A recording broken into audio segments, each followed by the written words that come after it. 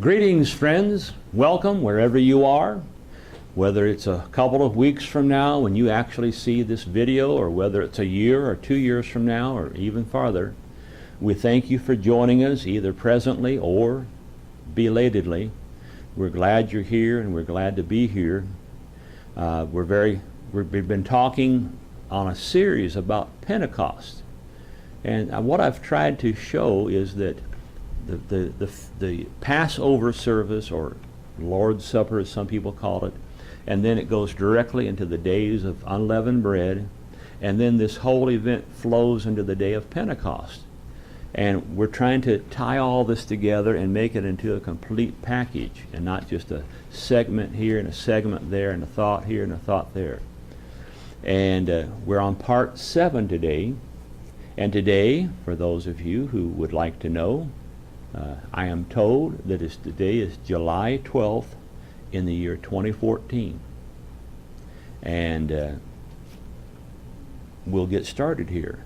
But before I actually begin the part 7, I picked up my local paper this morning, and I saw an article that caught my eye. It's on the religion page. It's on the front page of the religion section, which shows up in our newspaper on Saturday mornings. And all here for 6, 7, 8, 9 months, our local newspaper developed the habit, they developed a program where every week they ask someone who has something to do with religion, many times pastors or preachers or rabbis, and these guest writers write an article. And this one takes up about 1/4 of the page down near the bottom. And last week, I was quite tickled last week. It was an atheist, which I thought was so bizarre. An atheist gave his viewpoints and was trying to say, you need to accept us and be more understanding of us. Now that's quite a thing to say on the religion page in a town which is highly populated with Catholics and Baptists. I just thought that was hilarious. Well, we got to give the atheist equal time. Well, they did, and it was a silly article. But this article today, in fact, last week's article was so silly, I almost brought it here to read it because it was just so choice. Here, an atheist is complaining that he's not accepted, or he's looked down upon by other Christian church denominations. Well, buddy, you don't have a very good product to sell in front of a church crowd. But this one, the words, or the headline read, "Words, Curse or Blessing." And that sort of caught my eye. And so I read the first paragraph. It said, "Words have great power, positive or negative. The words we choose to speak create a window through which to know and to see our heart." Well, it's sort of poetic the way this fellow wrote that, but biblically speaking, he's just flat dead on. So if you have your Bibles, turn to Matthew 12. And Matthew 12, verse 33, it says, at the bottom of that, it says, "For the tree is known by his fruits." And he's referring to all of us. We are known by God, by the heavenly throne, by in the eyes of the heavenly angels, by the fruit of our lives. It doesn't really matter how tall we are or how short we are, if we're pleasant looking or not pleasant, thin, thick, hairy, no hair, which this is what people worry about. Do we wear a big fancy coat, or do we drive a big expensive car, or do we live in some fancy apartment or house or condo? Those things mean practically nothing to God. But what we are inside, the fruit of our lives, means everything to God. And indeed, that's upon which we are being judged. Sometime we're going to receive a report card from God Almighty and Jesus Christ. He says in verse 34, and this is where verse 34 directly relates to that first paragraph. A good man, verse 34, O generation of vipers. Now, I don't think it's good when Jesus Christ calls someone or a group of people vipers. He's pretty well giving them an F on the report card. He says, O generation of vipers, how can you, being evil, speak good things? Because out of the abundance of the heart, the mouth does speak. Out of the abundance of the heart, the mouth does speak. If you want to know what someone is like, all you have to do is quietly listen to them. And with time, they will paint a picture of what is inside their heart and how they truly do think. Notice verse 35. For a good man, out of the good treasure of the heart, brings forth good things. And an evil man, out of the evil treasure, or the evil existence of his heart, brings forth evil things. And then notice the next verse. The next verse should be chilling. If we thought about these three scriptures, these three verses, I do believe we would be more careful on how we represent issues about other people. It says here, verse 36, that, we just read that. No, verse 36 we haven't. But I say unto you that every idle word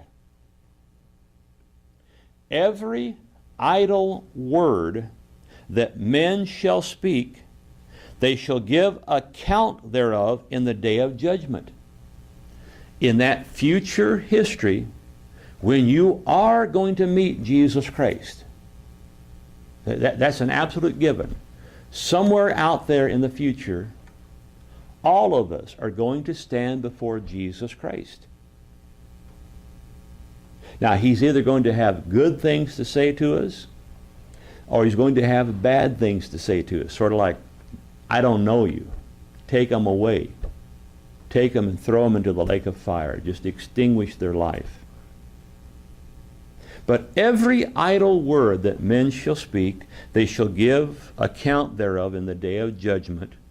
For by your words you shall be justified, and by your words you shall be condemned. Now, once again, the words reflect what's in your heart. That's what he said out of verse 34. Out of the abundance of the heart, the mouth does speak. And so if your words are evil, it's because your heart is evil. And you will be judged on your evil heart. And your words will actually be the condemning process. Your words will indict you and convict you. Or in the other way, as he said, by your words you shall be justified, because your words will reflect a very positive nature, and because your heart is a very positive nature and is in tune with the mind of Jesus Christ. So, let me continue to read a bit of this article. Second paragraph here. According to statisticians, the average person speaks, now I couldn't have answered this, I wouldn't have known, from 25,000 to 30,000 words a day. Now Don here, I don't think he reaches that many. Don's sort of the strong, silent type. But there are other people that I think I've known that probably speak 50,000 words a day. And he asked the question, the writer, what do my words say about me?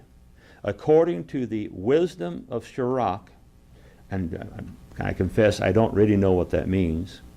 But here's a quotation mark. I imagine Sirach is a philosopher, thinker, somewhere in the past. It's in quotation marks. A person's speech discloses the bent of his mind. Well, that's just what Jesus Christ said here. For out of the abundance of the heart, the mouth does speak. Do my words, and again, this is a question that this man, the writer of this article, was asking himself, and he was also encouraging all of us to ask the question of ourselves. Do my words calm, soothe, heal, or do my words wound and berate? Do my words encourage and enlarge and edify others? I've talked about what an important word the word edify is, used many times in the writings of Paul. And I've said many times, if you want an interesting Bible study, get out a concordance and look up all the places where the word edifies, edifieth, edifying, edification. Look up all those words and go and read the passage in which they appear. One of the things we are supposed to do is to edify one another, to build one another up. Do my words encourage, enlarge, and edify others, or do my words dampen their hopes and tear down their spirits? What do my words reveal when they explode in anger at the slightest provocation?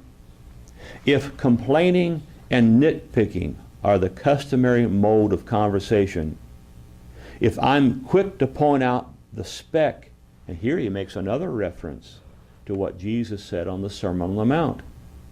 If I'm quick to point out the speck which is in my neighbor's eye, but I miss the plank, the giant beam is what that word actually meant, that is stuck in my own, what does this disclose about the bent of my mind or the state of my heart and the warmth of my heart?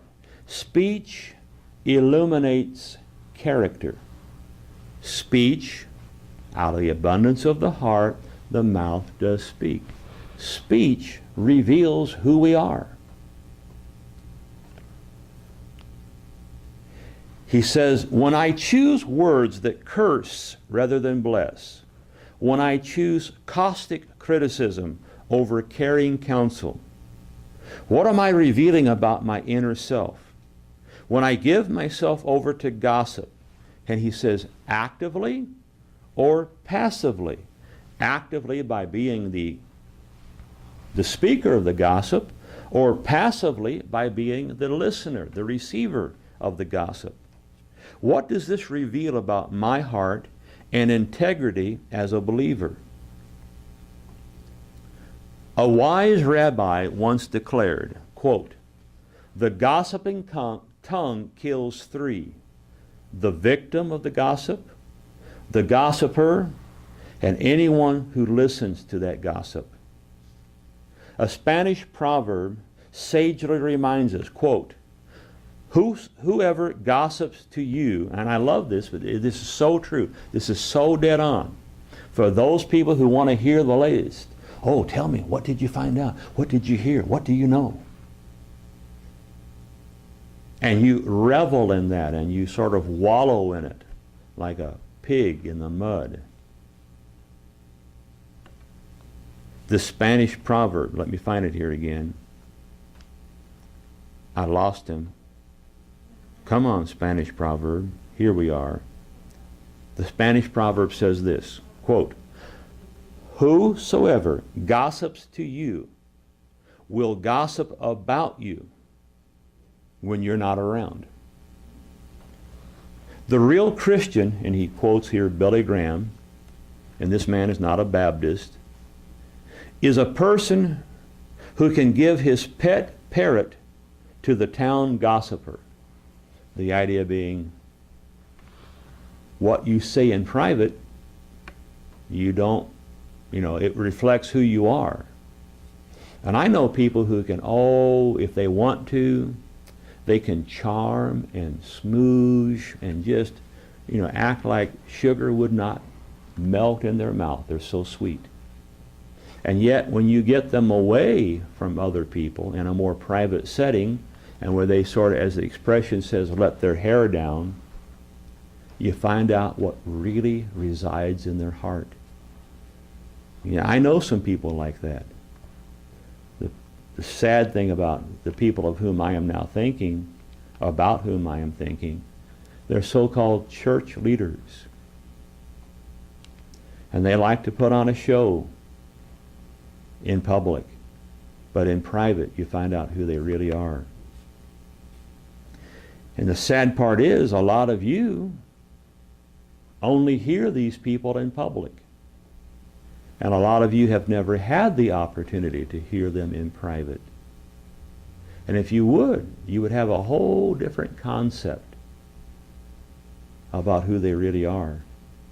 And you probably wouldn't be all that desirous to be aligned with them, spiritually speaking, ecclesiastically speaking. I'm going to skip part of his article and go down to, he quotes Paul from the book of Ephesians. This is chapter 4. This is his translation. Get rid of all bitterness, rage, anger, brawling, slander, along with every form of malice. Be kind and compassionate to one another, forgiving each other, just as in Christ God has forgiven you. And that's, well, let's turn there real quick since we're talking about it. Galatians. This is a passage upon which I have thought a lot in my life. And sometimes I've used the passage to help me to understand other people. And sometimes I've used the passage to help me understand me. And, there are times where when you go through that type of examination, especially when you're examining yourself, you go, oops, I sort of fell down here or there, different places in your life. And then hopefully there are times you can say, I didn't give in to the evil, and I kept a positive outlook on everything. Paul says in chapter 4 of Ephesians, in verse 29, let no corrupt or evil communication proceed out of your mouth, but that which is good for the purpose or the use of edifying. Once again, remember I mentioned how often Paul uses that word. Edifying, that word in the Greek, means to build up. It's the same concept as a carpenter taking different 2x4s and 2x6s, and pieces of wood, pieces of lumber, plywood, sheathing, and he builds a house stick by stick, piece by piece, and he builds it up. And that's what we're supposed to do to one another. We're supposed to build each other up and help us in this horrible situation at times we find ourselves, which is called life in the 21st century. Just speaking of that, I was telling Don a little earlier, on Thursday I went to a funeral home down in Central City, Kentucky, about 45 minutes drive from here. And in the casket was a man I've known for quite a few years, with whom I have refereed many basketball games. He was my exact same age. We graduated from high school the same time in different places. This was a likable man. He always had a smile. He always had a certain joyfulness about him. He was just a great guy to be around. He had gone through a divorce about 1.5 years ago. Other people told me that he and his wife were polar opposites. Couldn't be more different. Well, eventually Ronnie found another lady. I got to meet her a few times at ball games. Sweet, wonderful smile, wonderful disposition. And the two of them, they almost reminded you of a high school couple, of that sort of puppy love. They just they enjoyed each other's company so much. Well, he was due to be married this week to the second lady. And on Monday, he went by his old house, which he still was half owner because they hadn't sold it after the divorce.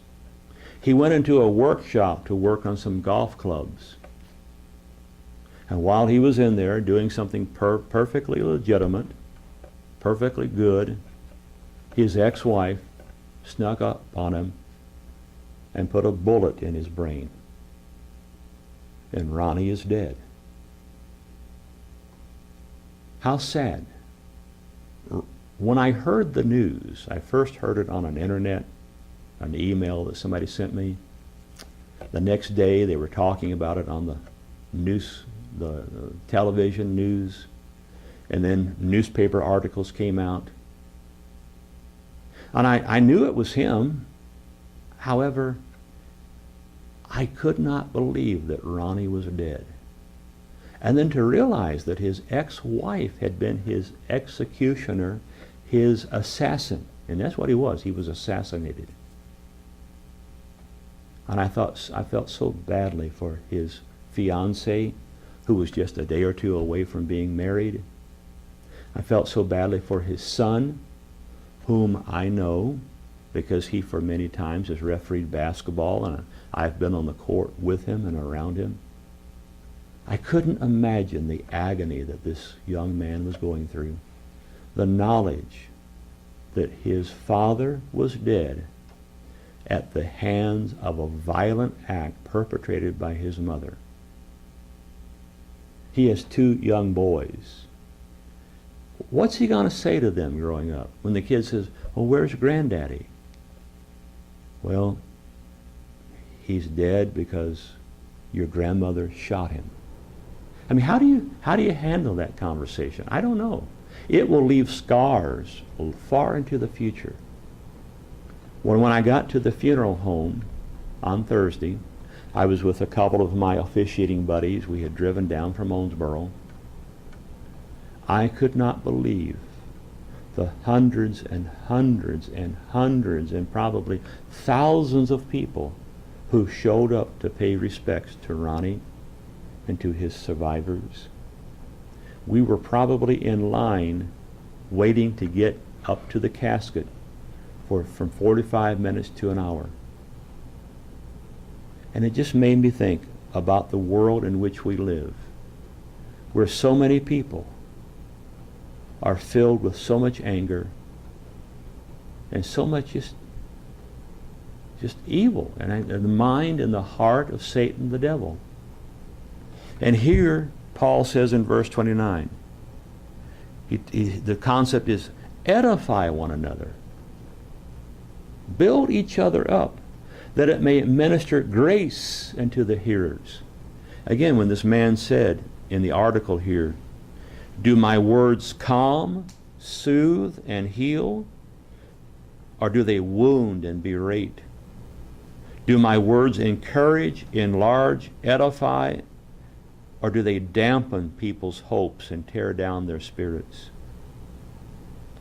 Well, Paul talked about addressing yourself in a manner where you build people up, where you try to help them.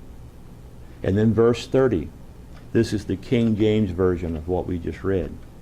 This fellow who wrote the article used another translation. Paul says in verse 30, and grieve not the Holy Spirit of God, whereby you are sealed until the day of redemption.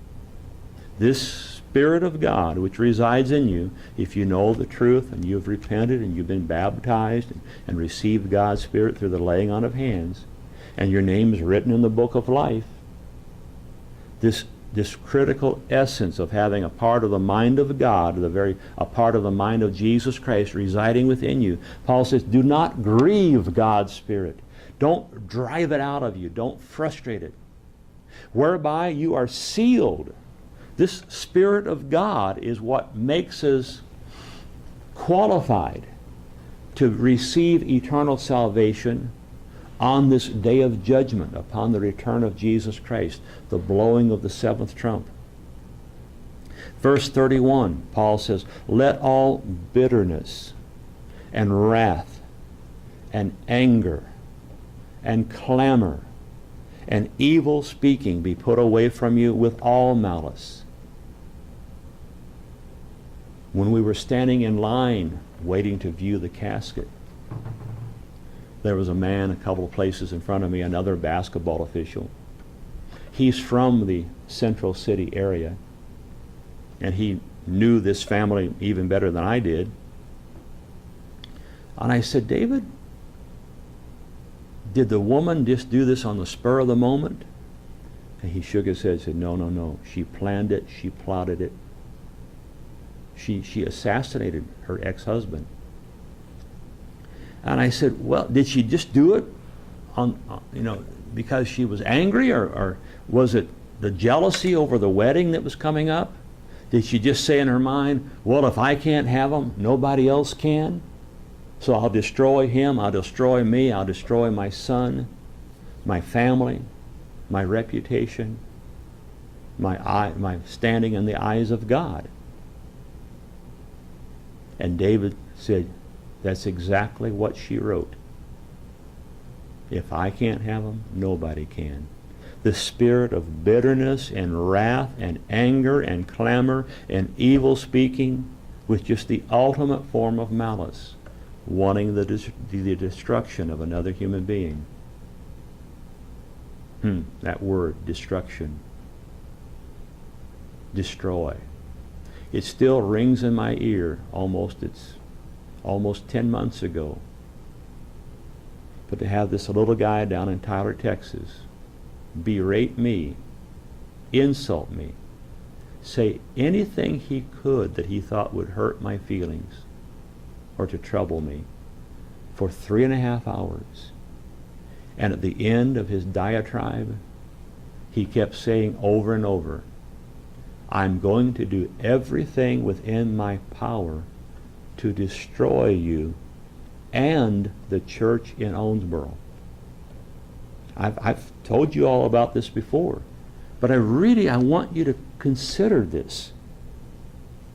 And if he ever says, oh no, I never said that, well, he's just an absolute liar, which he is. But this idea, I'm going to destroy you, I'm going to destroy those other people, just a vengeful, malicious thought process. Because Paul says this is the way we're supposed to treat one another. Be you kind one to another, tender-hearted, forgiving one another, even as God for Christ's sake has forgiven you. And what started this man down this road of just hating me to the point where I think he wished I were dead. And what was my great sin? I gave a sermon entitled, Look to Jesus, not Moses. Well, I tell you what, on Judgment Day, I hope my Savior and my Judge will look at me and say, Mike, thank you for giving that sermon. It's exactly what I wanted you to say. And if he says that, I'm going to feel real good about how the rest of this evaluation is going to go. And the very next verse, remember, human beings divided the books into chapters and verses just to help us organize it. But the very next verse is what Paul says, Be you therefore followers of God as dear children, and walk in love as Christ has also loved us. That's the way we're supposed to be. Now, this article, well, let's go to one other place. If you would turn to Luke 6, because there's another verse very similar to what we read in Matthew. Luke chapter 6. And I hope I wrote it all down correctly. Luke chapter 6. Come on, fingers, work. Page 45. Page 45. Verse 45. Again, let's start with verse 43. Well, let's go up a little bit. Verse 41. Why do you behold the mote, the little speck of dust that is in your brother's eye, but you perceive not the beam, the log that is in your own eye? Either how can you say to your brother, brother, well, come over here and let me help you to pull out that little tiny speck out of your eye, when you yourself, you don't even comprehend that you have a log sticking out of your head and it's in your own eye. You have no vision. You hypocrite, first cast out the beam out of your own eye, and then you can look and see the little speck, the little mote that is in your brother's eye. Verse 43, for a good tree brings not forth corrupt fruit, neither does a corrupt tree brings forth good fruit. Verse 44, for every tree is known by his own fruit. And I think that's great, because I've got an orchard. I think by the time it's done next spring, it's going to be approaching about 145 or more trees, fruit trees. And how do I know that a peach tree is a peach tree? Because it makes peaches. And how do I know that a cherry tree is a cherry tree? Because it makes cherries. And apple trees make apples. And pear trees make pears. And nectarine trees make nectarines. And apricots make apricots. The grapevines I've planted, they make grapes. The tomatoes I've planted, they make tomatoes. A tree, a bush, a plant is known by its own fruit. For of thorns men do not gather figs, nor of a bramble bush do they gather grapes. Verse 45, a good man out of the good treasure of his heart brings forth that which is good. And an evil man, so says Jesus Christ, out of the evil treasure of his heart brings forth that which is evil. For of the abundance of the heart his mouth does speak. These are powerful words. And the man who wrote this article today,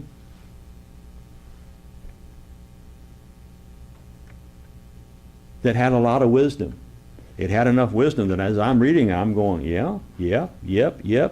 And it has enough wisdom that I felt like it was worthy bringing in here today, reading what he had to say. I didn't read all of it, but you get the sense of what he was trying to communicate. The guy who wrote this article, a Catholic priest who lives and ministers a congregation here in this very town. A Catholic priest has more understanding of the words of Jesus Christ and the intent of Jesus Christ than the little guys down in Tyler have. Now that's really something to think about, folks. I really wish you all would ponder that. It's extremely critical for your future that you do so. So that's the end of the article, and I've covered enough of it. And now I want to get to part 7 from the Feast of Pentecost. And last week we had been in Luke about 23, and then we had turned over to John chapter 19, and it was right at the time the flow of the story is the actual death of Jesus Christ. And we saw in that story, let's turn again to John 19. That's where we finished last week. We were in the book of John chapter 19.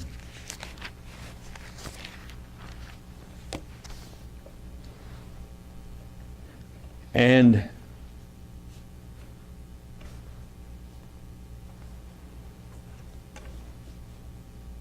verse 38. after they have killed him, he has died on the cross. He has been pierced with a sword or a spear. It says in verse 38, after this, Joseph of Arimathea, being a disciple of Jesus, but secretly, because of fear of the Jews, fear of the established religion, fear of the established religion which were keeping the old covenant, besought Pilate how that he might take away or remove the body of Jesus. And Pilate gave him permission. He came therefore and took the body of Jesus. And verse 40 we talked about.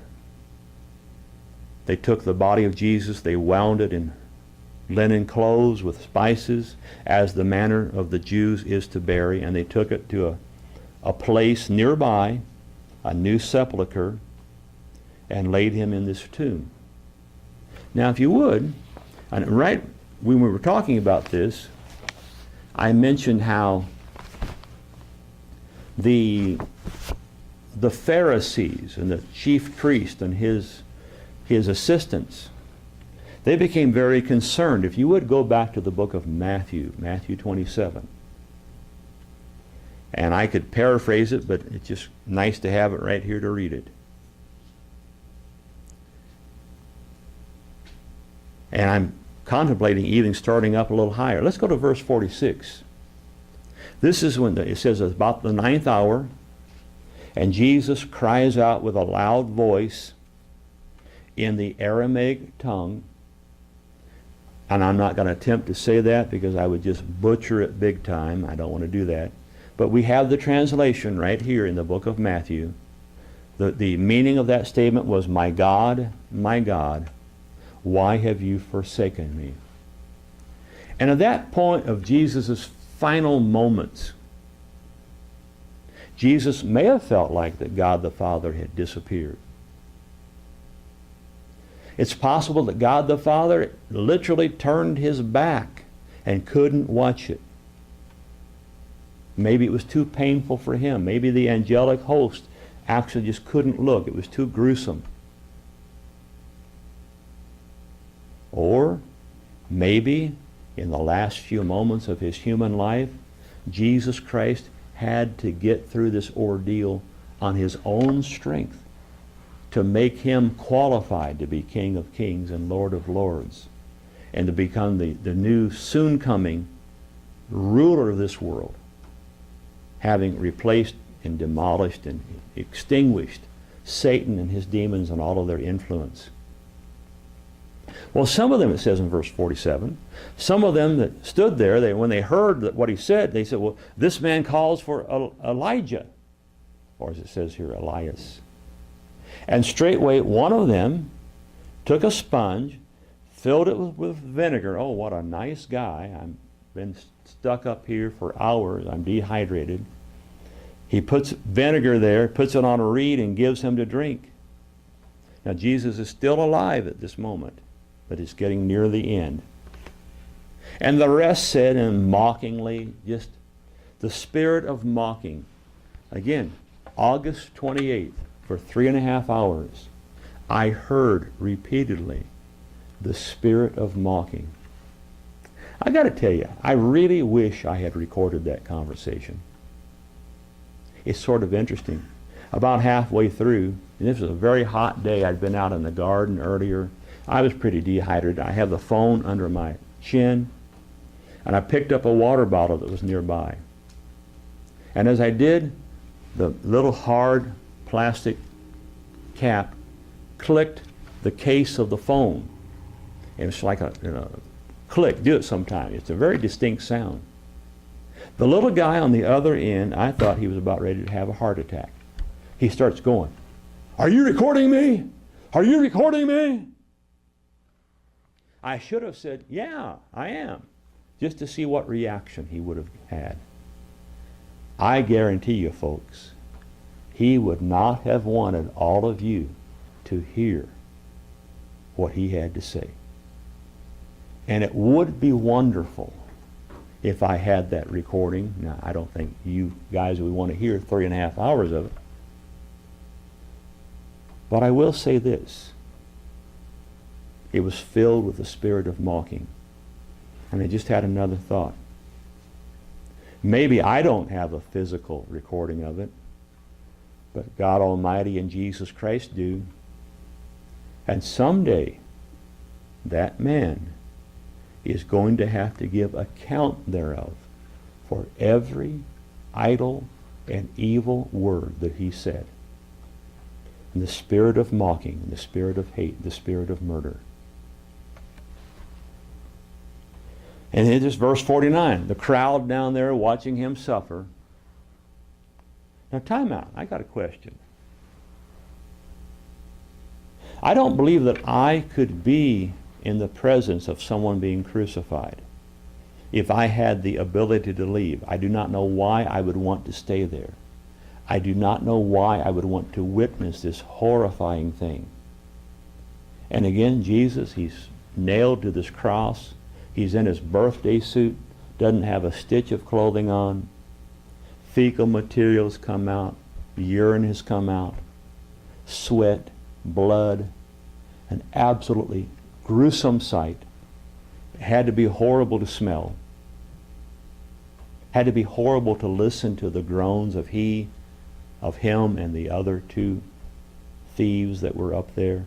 Why would you want to be there? Unless you hated this man so badly that you wanted to enjoy every little moment of his suffering.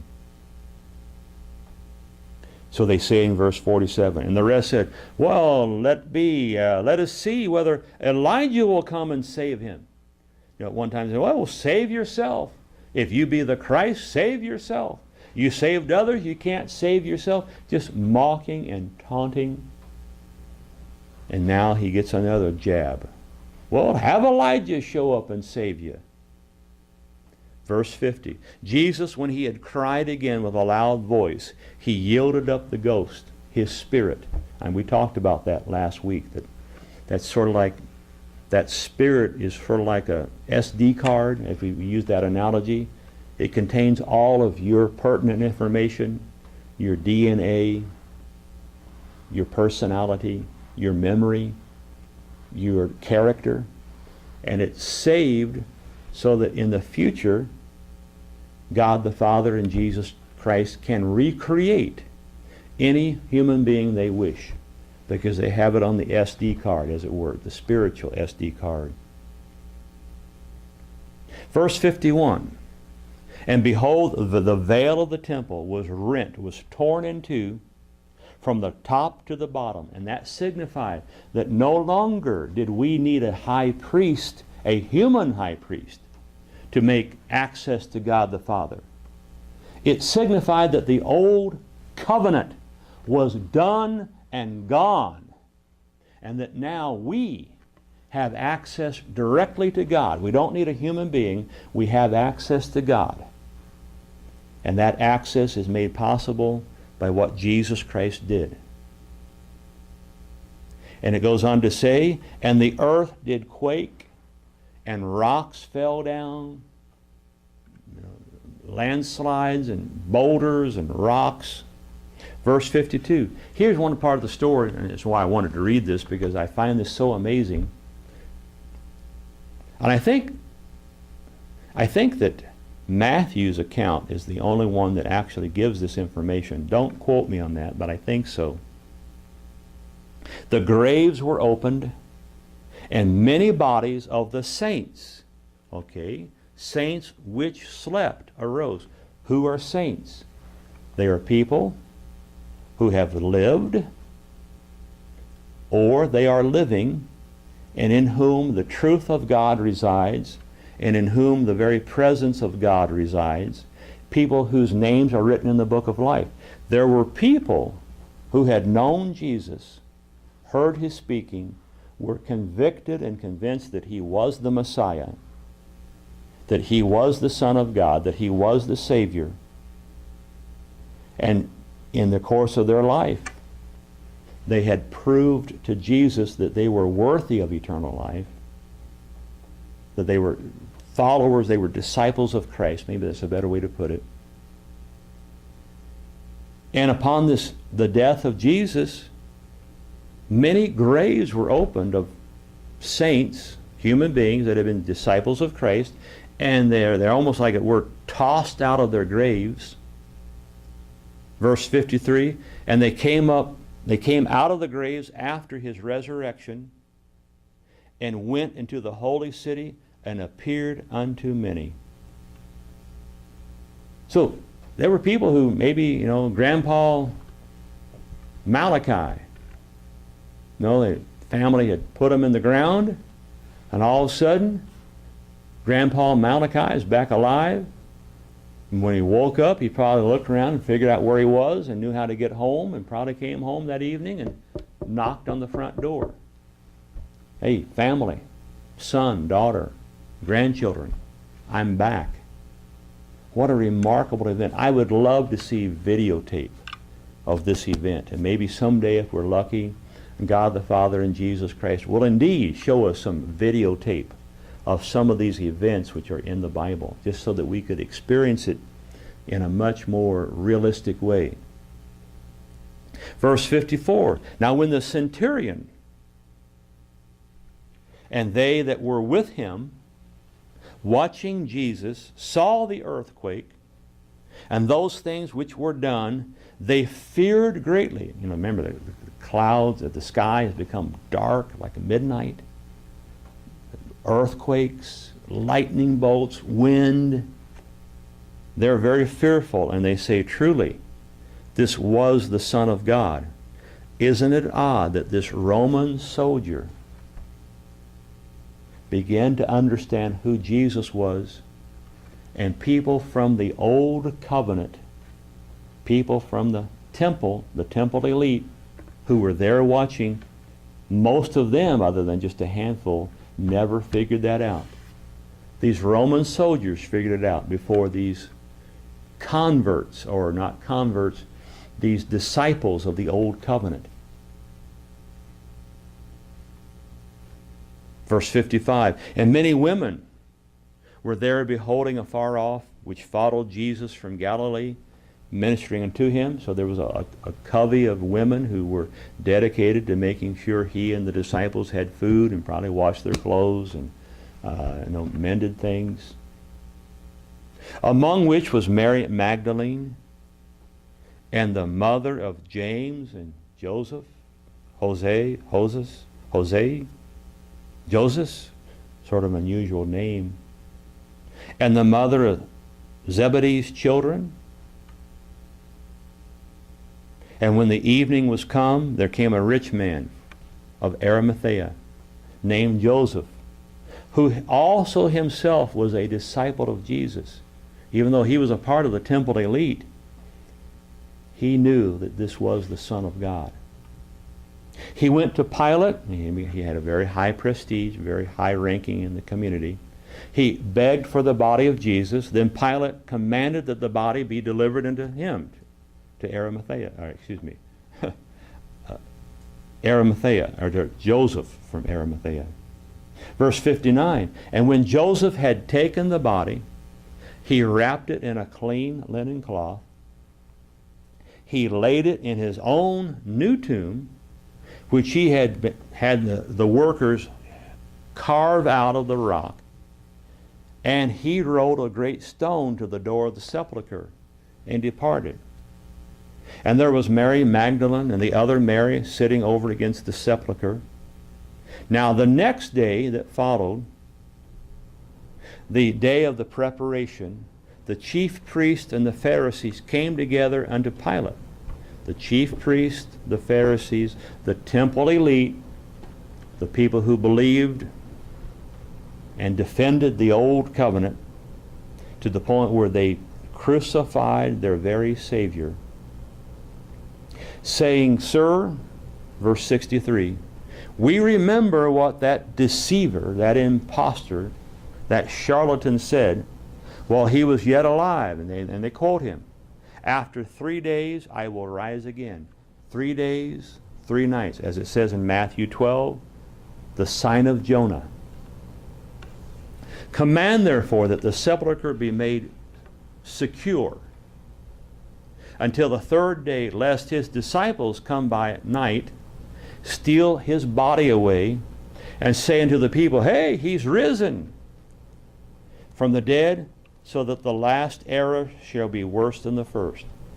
Now, so they're fearing if the people actually hear this, they will be more excited, they will be more enthused with what Jesus had said, and will even look upon him even more as a person worthy of honor and worship. Pilate said, okay, you have your guards, go away, make it as secure as you can. And so they went and made the sepulchre sure. We would say safe. Nobody can get in, nobody can get out. Secure. Sealing the stone and setting a watch, meaning they put guards out there. Now, we can go to Luke, we can go to John, we can go here to Matthew. Since we're here in Matthew, let's just pick up the story from here. Luke, it would be Luke 24, and in the book of John, it would be John 20. They're all talking about the same event. Matthew chapter 28. Before we do, time for a commercial break. As you know, I ever so often need a drink of water. And the water I'm drinking, it's not Dasani water, even though that's what the label says. It's a Dasani bottle, but the water inside came from Owensboro. Once again, this is mighty good water, folks. I love that water. And all of you, about October 9th, come on up here and join us, or come down and join us, or come over and be with us here in Owensboro for the biblically ordained and sanctioned Feast of Tabernacles in the last great day. It'll be an 8-day celebration. And if you can be here for just a little bit of time, well, every minute you're here, we'll love it. And if you can be here the whole 8 days, great. If you can only be on the first day and the last day, which are the annual Sabbath days or holy days, we'd love that too. Please. Maybe you're out there and you know that you're going to go to another feast site somewhere else. Maybe you get there and after a few days you realize, this outfit isn't doing much for me.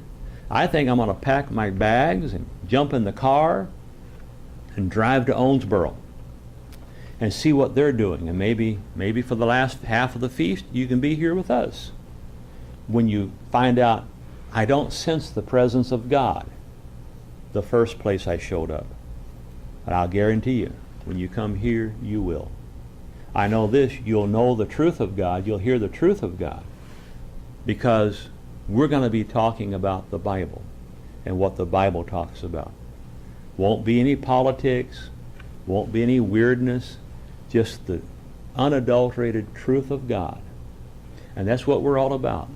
The Word of God, the truth of God, the plan of God, and we are here. Our primary purpose is to feed the sheep of Jesus Christ. That's what He ordered us to do, and that's what we're trying to do to the best of our ability as He gives us the ability to do so. Chapter 28, verse 1. Now, at the end of the Sabbath,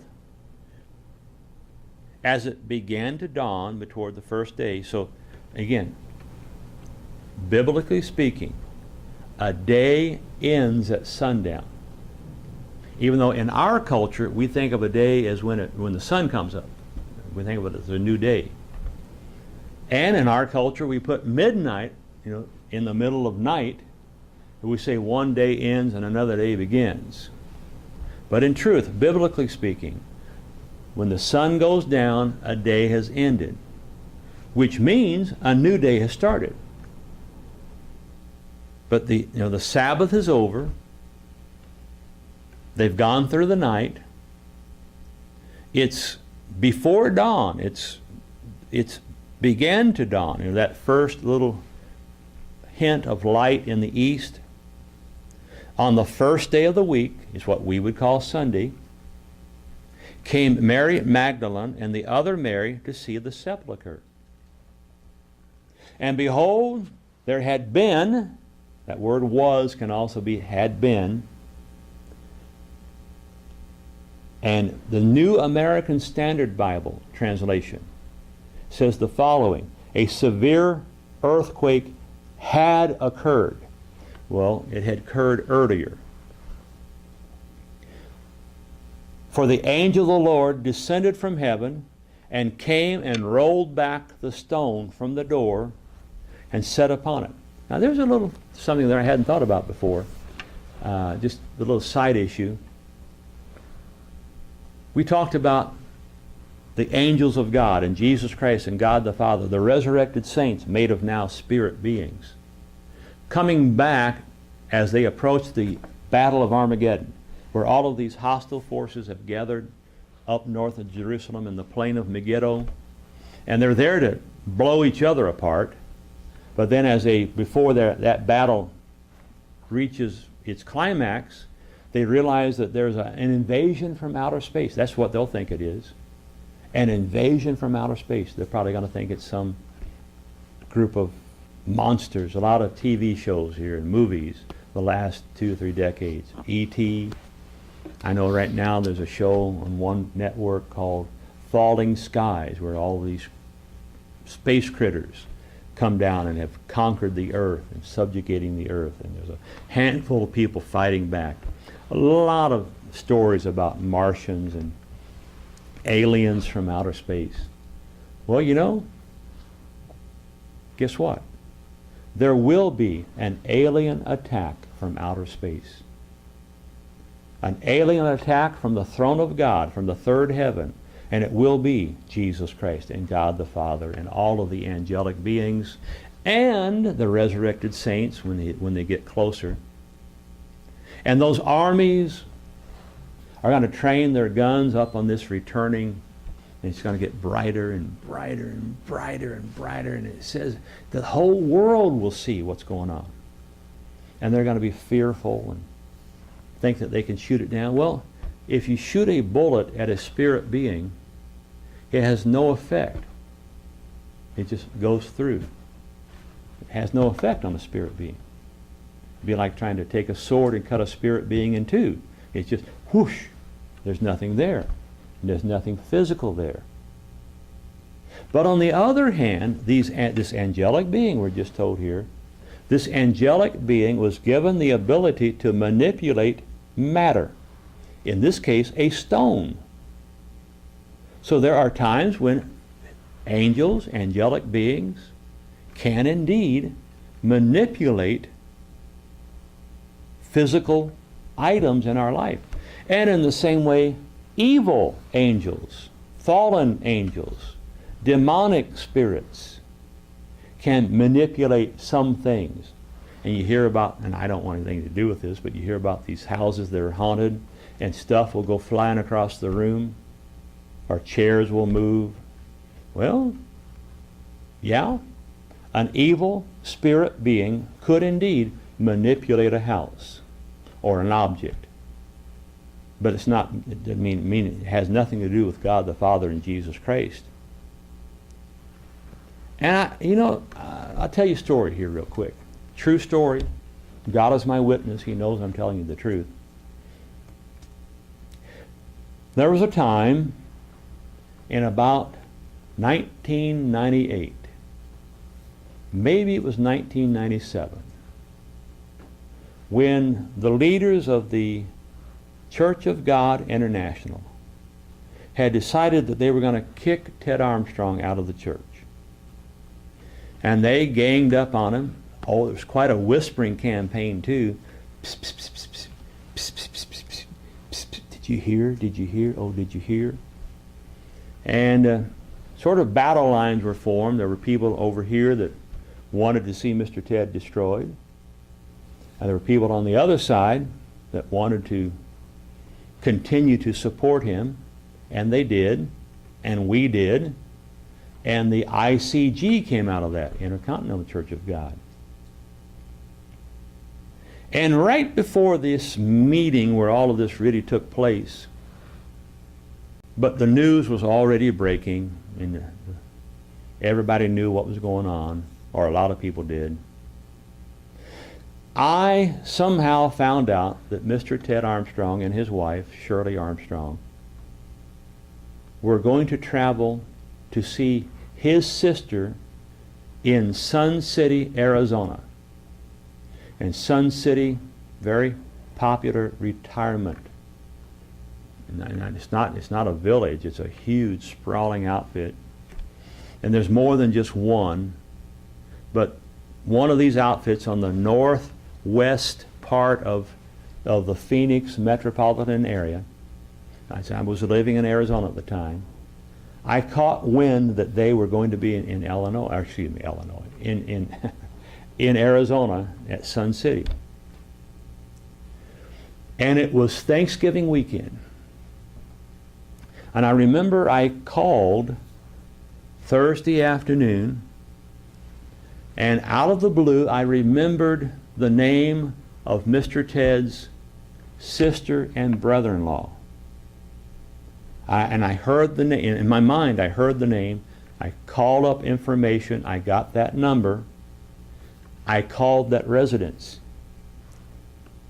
Mr. Ted's sister answered the phone, and she was very protective of her brother, and her brother was going through a very rough patch. And she thought that I was there to bother him, to disturb him. And I said, no, I'm not a bad guy, I'm a friend. Well, you can't speak to him. Well, will you allow me to speak with Shirley? Please, just let me speak to Shirley. So she finally gave the phone over to Shirley. And Shirley and I had a conversation, and I said, Shirley, I want to come down tomorrow to see you. This is the Friday after Thanksgiving. And Shirley, oh, no, Mike, no. We don't want to see anybody. I said, I know you think you don't want to see anybody, and I know that you're hurting, and I know that you're upset, and I know that you're sort of off licking your wounds and want to sort of put everything out of your mind. But I said, Shirley, trust me. If I show up, you're going to appreciate that I showed up, and I know it will be meaningful to me.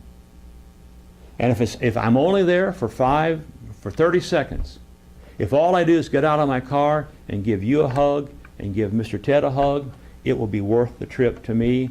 It will be worth the trip to you. So finally I kept, pressing the point, and she said, okay, well, come early in the morning because Ted's going to go out and play golf with his brother-in-law. And there are golf courses everywhere around Sun City. So I got up early the next morning. I start driving down the road, the little state road, and I picked up National Highway number 60, which is the same road that comes through Owensboro, Kentucky. And it was a little junction out in the middle of nowhere. I was going down this stretch of road, and the sun was just coming up over the horizon. And in Arizona, you don't have many clouds. You have very clear air. And I mean, wham, it's just blinding. And I'm squinting, and I'm trying to see the center line and try to see the stuff over here to keep my car in the lane. I'm just hoping that nobody has stopped in front of me. And all of this is very difficult. I can still see it in my mind's eye. And there's a Y where this little state road intersects, and then you get onto Highway 60, and it takes you down to Wickenburg, Arizona, and then you go a little farther, it takes you into Sun City, up on the northwest part of Phoenix. Get your maps out, you'll see it. And I'm just struggling with this sun. But I didn't want to, I should have just pulled off the road and let the sun rise a bit, but I had told Shirley I was going to be there at a certain time, like 8 or 9 o'clock, whatever it was. And I just knew I had to keep going. Well, unbeknownst to me, I was approaching that intersection. And one of the odd little things about that intersection, they had a big post, like a 6x6 beam, right in the middle of the road. And it sort of split, and it had a caution light. And this was a substantial object. You don't want to go flying into it at 60 miles an hour. And as I'm driving and squinting and just trying to see through all of the glare, at the very last moment, my mind discerns a blinking yellow light. And I go, oh no. I mean, I knew what I was about to hit. And I'm heading straight for it. And just out of instinct, I threw the car hard to the right. And there's a railing over there. I was bracing myself for the impact between the rail and the car. I knew that my car was going to come over and smack the side of this railing. And I actually sort of prepared myself for the jolt, and yet I never hit it.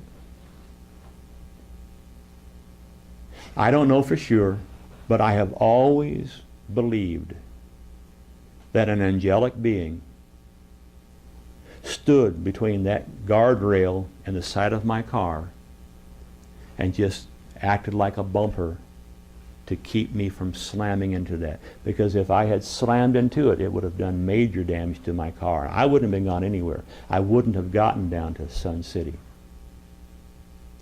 And I always have believed that. Now maybe, well, someday we'll find out.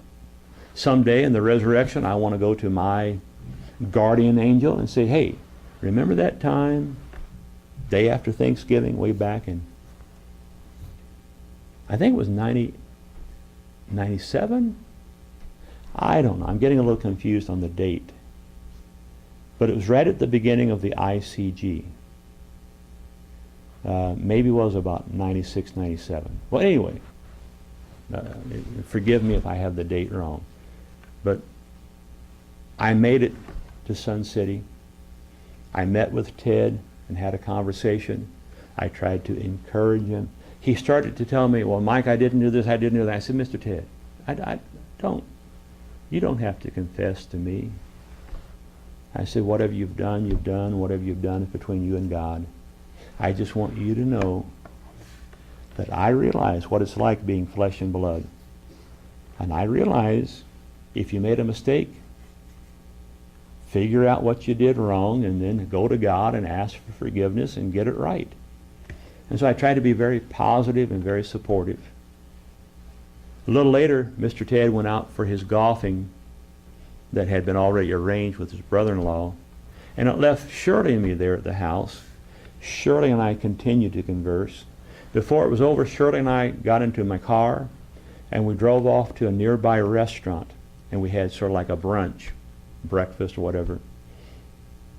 And Shirley and I had a long discussion about what had happened and what is happening and what's going to happen. And I was already telling Shirley, well, we'll start a new church. We'll get a new group started. And Shirley goes, oh, no, Mike, I don't think Ted wants to do anything about it. I think he's done with being church.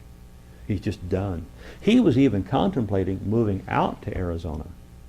In fact, he even asked me about some of the housing market in a community called Lake Havasu, Arizona. And we talked about that at one time. Well, he never moved out there. And with a little encouragement from a lot of his supporters and by inspiration from Jesus Christ himself, he did raise up and help form the new version, which was now called the ICG, the Intercontinental Church of God. And see, I was there really on the ground floor. I mean, I was on the ground floor before there was a ground floor. Encouraging, supporting, edifying, building up. And yet, Mr. Ted's son wasn't there. I didn't see him supporting his father. And then back in December, a little later, they had this big confab where they tried to run Mr. Ted out of the church. And they did. And his son was taking me back to the airport when the meeting was over. In fact, even after the meeting was over, a number of his supporters, I'm guessing maybe 18, 24 people, a dozen and a half, 2 dozen.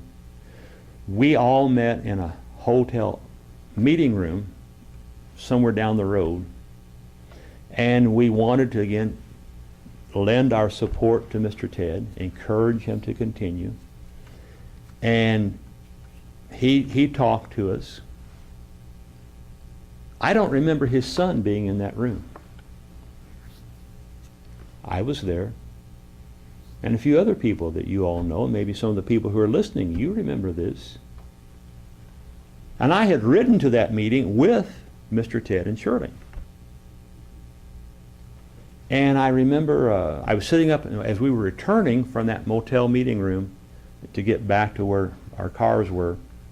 I was sitting in the passenger side. Shirley was in the back seat. And as we were going down the road, and again, Mr. Ted is hurting.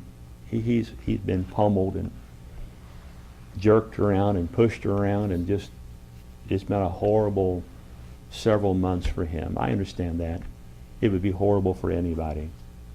And as we were going down the highway, I piped up and said, well, what will be the name of the new church? And Mr. Ted, he whipped his head around, and I mean with anger in his face and in his voice, he said, there won't be another church. Well, I turned forward. I smiled to myself, and in my mind I said, oh, yes, there will be. You're hurting now, Mr. Ted, but when the pain starts to subside, there'll be another church, because Jesus Christ isn't through with you yet. Well, you know, all of that's taking place, and I don't remember his son being there supporting and helping, building up. But what I do remember, and I've never told this story before, never ever, after that little get-together was over and I had to be taken back to the airport to go back to Arizona, his son was driving me. We're going down a little country road, some type of so-called shortcut. I don't know where we are. We're somewhere in eastern Texas, that's all I know. And his son started ripping his father apart. I mean, cussing a blue streak. Just imagine the worst words you could come up with. That's what his son was saying about his father. Isn't that odd? His son wasn't supporting him. His son was cursing him. And he went on for quite a while. I didn't say much. And then when he finally settled down and had to regain his breath, I turned to him and I said, I'm glad you were with me when you just did what you did. Because if you would have done that around somebody else, they would have taken that information, run with it, put it on the computer, write it up, and they would describe how you were cursing your father. And it would have been very bad for your dad. I said, I understand why you're upset. But this is not what we need right now. I was advising and counseling the son on how he should deal with his own father. Isn't that interesting? Well, all that's a true story. All that's a true story. And I sort of lost track where I was.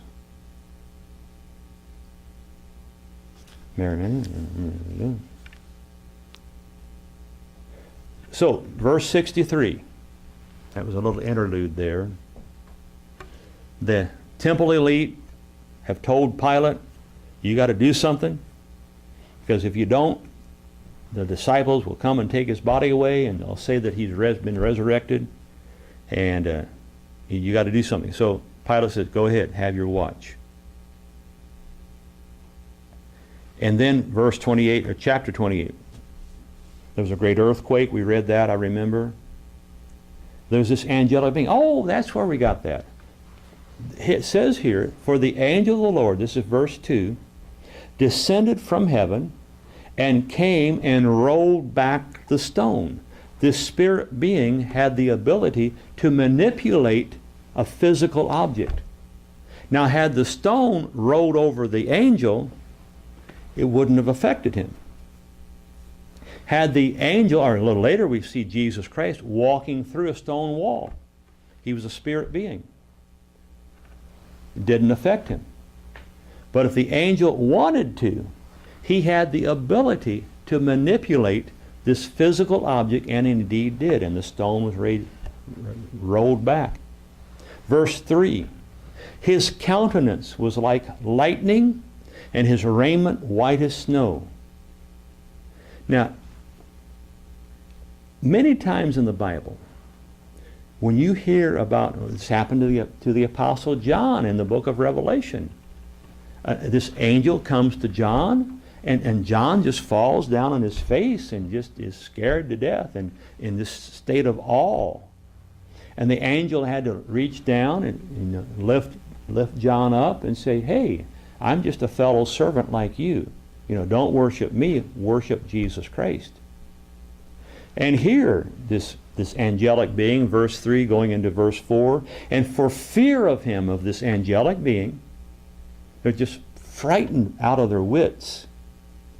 For fear of him, the keepers, the guards, they did shake, and they became I guess, passed out. Just, boom, fell over, and they're like dead men. They're unconscious. Because they saw this angelic being. And the angel answered and said unto the women, fear you not. Don't be afraid. For I know that you seek Jesus, which was crucified. Verse 6, he is not here, for he is risen.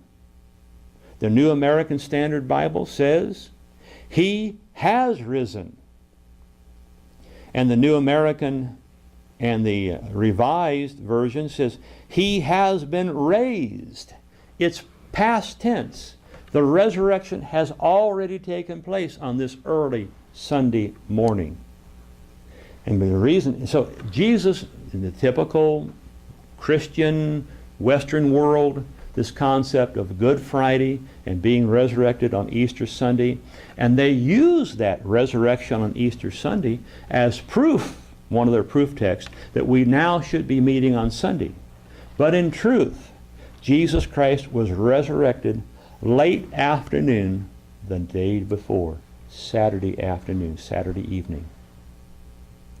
And they didn't discover the tomb being empty until early the next day, which was again a work day, and the ladies were bringing more of their spices and ointments and whatever they could do to help preserve the body. And they come back and they find the tomb empty. The tomb the rock wasn't rolled out of the way so Jesus could get out. The rock was moved so that everyone else could see that Jesus was already risen. That death no longer had its capture of him. That he was now alive.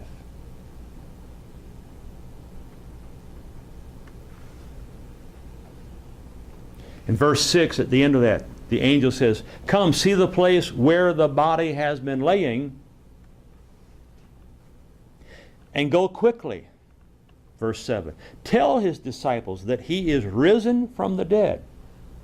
Not that he just rose, it's already happened many hours before. And behold, he goes before you into Galilee. Jesus is going into Galilee. There you shall see him, for lo, I have told you so. And when an angelic being representing God Almighty and Jesus Christ come to you and give you a message, you can bet your bottom dollar that this is an accurate message. Verse 8, and they departed quickly from the sepulchre, the tomb, with fear and, can you imagine the mixture of emotion? They came here probably all downcast. They were doing their due diligence to remember Jesus, to serve his dead body. Now they meet an angelic being. Now they're told, go back into town because Jesus is going to find you there.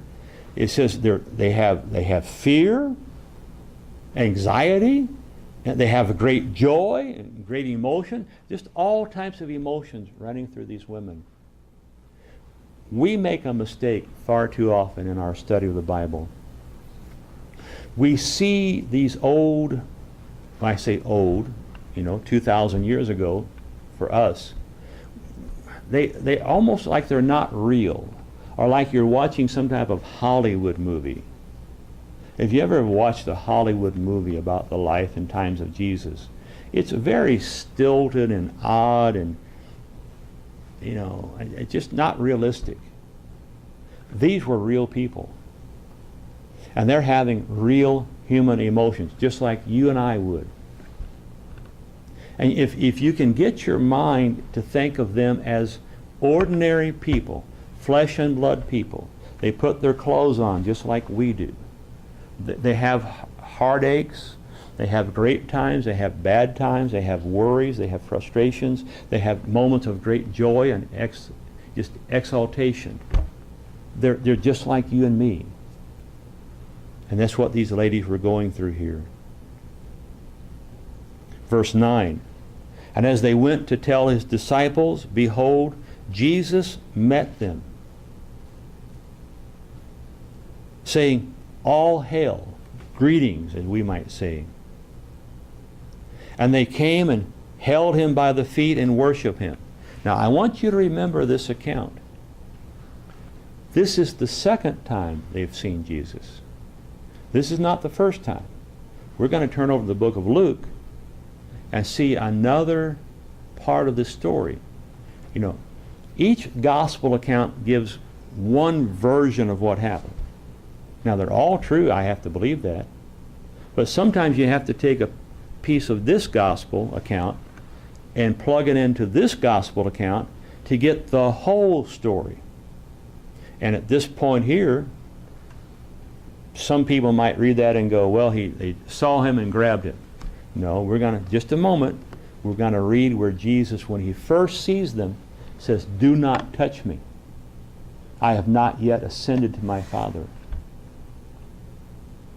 But this is the second time they've seen him. And then Jesus, verse 10, they came and they held him by the feet, they worshiped him. Can you imagine the joy they must have felt? This man, which meant so much to them, spiritually, just as a friend, socially, to see him tortured to death the way he was, and they all witnessed it, and then to realize that 3 days and 3 nights later, now the next day, he's alive, he exists. And notice that if he wanted to, he could be touchable. I mean, if Jesus was in his total spirit being body, we couldn't touch him because physical matter cannot manipulate spiritual matter. But Jesus Christ, if he wanted to appear like a human being, he was capable of doing so. And here he does. He looks like a man, a human being. And they hold him by the feet. They worship him. They probably shed their tears on his feet. Verse 10, then said Jesus unto them, do not be afraid. Go tell my brethren, my followers, that they go into Galilee, and there they shall see me. And in verse 11, now when they were going, behold, some of the watch came into the city, and showed the guards, and showed unto the chief priest all the things which had been done. Verse 12, and when they were assembled with the elders, and had taken counsel, they gave large sums of money unto the soldiers. They're being bribed to tell a lie. Saying, I even know church people who use money to bribe people into submission. Can you believe that? The love of money. What did Paul say? The love of money is the beginning of all evil. That's not the exact wording, but you get the drift. And then they're being bribed in verse 12 and verse 13, saying, say you, his disciples, this is what they were instructed to say that his disciples came by at night and they took away the body while you were sleeping. Verse 14, and if this come to the governor's ear, we will persuade him and we will protect you. So they took the money, they did as they had been told, and this saying is commonly reported among the Jews unto this day.